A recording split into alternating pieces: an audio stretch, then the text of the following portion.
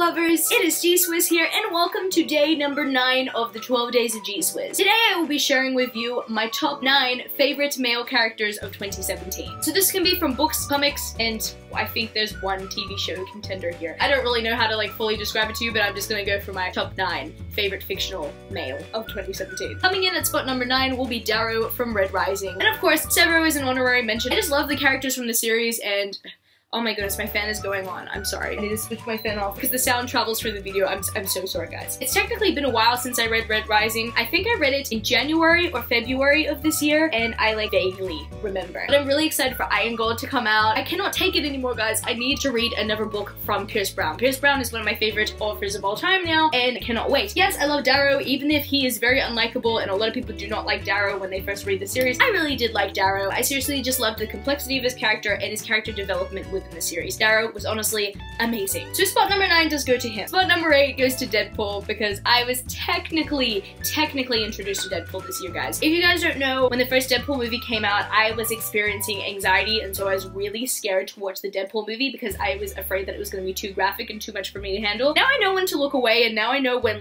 too much is too much. The Deadpool movie was not too bad. I was able to watch it and I was fine with it, and I'm able to read his comics now. I haven't read this one, Deadpool in Cable, but it's the only one that I technically own about Deadpool because I've technically read a bunch of Deadpool comics, but they've all been from the library. But I'm holding up this one because this is the only one that I own with Deadpool in the title and Deadpool on the cover. I seriously love Wade Wilson. Wade Wilson is one of my favorite characters. He just could not stop making me laugh this year. He would just always bring me joy. And as much as I shake my head at a lot of the decisions he makes, he's still one of my favorite characters, and that's why I love him so much. So spot number 8 goes to him. I'm just gonna name my number 1 favorite TV character of this year now, and that's Grant Ward from Agents of S.H.I.E.L.D. I'm obsessed with Grant Ward, and I'm obsessed with Brett Dalton in a very unhealthy way. I know he's married, and I know he has a kid, and in Agents of S.H.I.E.L.D. he's probably a very morally great character that I should not be obsessed with, but I'm obsessed with him anyway. I cannot help but be obsessed with him, and I need to stop my obsession with him. He's beautiful, but at the same time, he's a horrible guy. And I'm not gonna spoil anything for those who have not watched Agents of S.H.I.E.L.D., but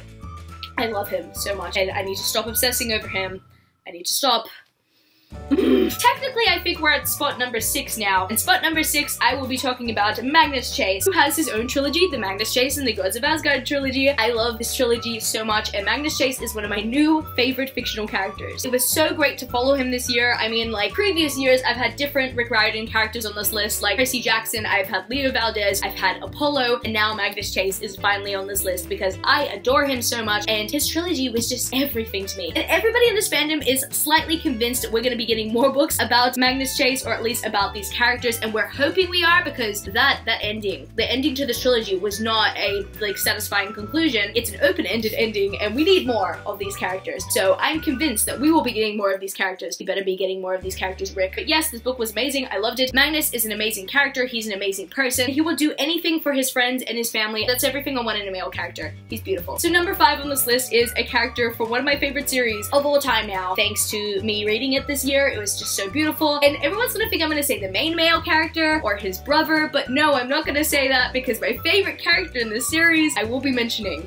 is Alucard Emery. So Alucard Emery is introduced in this book, and that is why you need to read A Gathering of Shadows, because he is the best character. He's seriously the best. I love him so much. Seriously, I didn't even know whether to trust him at first. I'm like, who's this weird Alucard guy? I love him. He's the best ever, and I love him. I love Rai. I love Kel, and I love Lila. I love all the characters in this series, and this book made me love all those characters. The first book was okay. It was an okay introduction. But this book really goes into depth with these characters and in depth with this world. I mean, this book has a slightly slower pace, but there's so much that still happens in this book. Characters from the first book are separated, and they meet new people, and they delve into new parts of this world. I love this series so much, and this is my favorite book in the trilogy. If you guys have not read A Gathering of Shadows, please push through A Darker Shade of Magic because you will not regret reading this book. Trust me. The 4th character I have on this list today will be K.O. Westfall from the Throne of Glass series. Now, surprising enough, there were no Throne of Glass male characters on my list last year. And there were people like, why don't you put Rowan on your list? Or why don't you put Dorian on your list? And it was because that they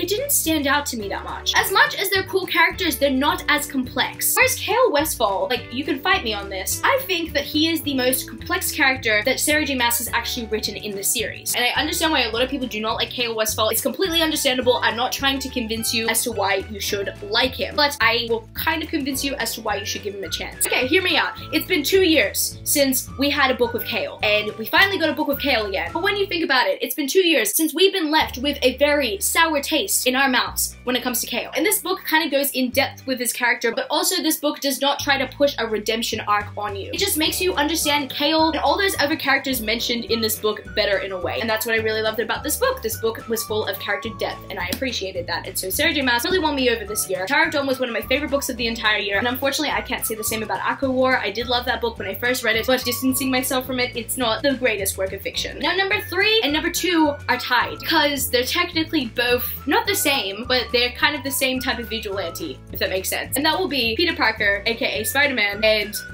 Miles Morales, aka Spider-Man. If you guys don't know, they're Spider-Man from different universes, and I was here for it. So I've been reading a lot of Peter Parker's comics this year. He keeps on dropping his shield, dang it. I should probably hold the other Spider-Man because his shield is just gonna drop all the time. Of course, guys, I have a second Spider-Man. I was reading a lot of Peter Parker's comics this year, and I had also watched Spider-Man Homecoming, and Spider-Man Homecoming is one of my favorite movies of all time. I watched it 5 times in the cinema, and I just got so emotional about it as well because I watched it at such a hard time in my life. And the struggles that Spider-Man / Peter Parker goes through really does resonate with me, and his problems do have to do with, like, you know, heroism and stuff. The pros of having all this technology and, like, the richest man in New York City, or like whatever he is, Tony Stark, his mentor kind of like looking after him, and even just being in contact with Tony Stark. So like there's a pro to it, but there's also a con to it as well. I loved his character development through Spider-Man Homecoming, and I also loved reading his comics this year. But then we've also got Miles Morales, and a lot of people just accuse him of being the diverse Spider-Man, but he's so much more than that. I love Miles Morales so much because he brings a new spin on Spider-Man. Also, what it's like to be related to a criminal. I have not read any of Miles Morales' comics this year. I'm really excited for his movie next year, guys, so that's gonna motivate me to read more of his comics for sure. But I had read this book from Jason Reynolds, and Jason Reynolds is such an amazing writer. Not only just an amazing writer, he wrote Miles Morales so well, and he just made me fall in love with Miles Morales. And so I am in love with these two Spider-Mans, guys. I'm in a love triangle with these two Spider-Mans. I honestly cannot decide between the two of them. The reason why I still have a big attachment to Peter Parker is because he's the Spider-Man I grew up with, but Miles Morales is like one of my new fictional crushes. I love him so much, and they both deserve spots on my list because they're just both amazing. And finally, my favorite fictional character of 2017 will be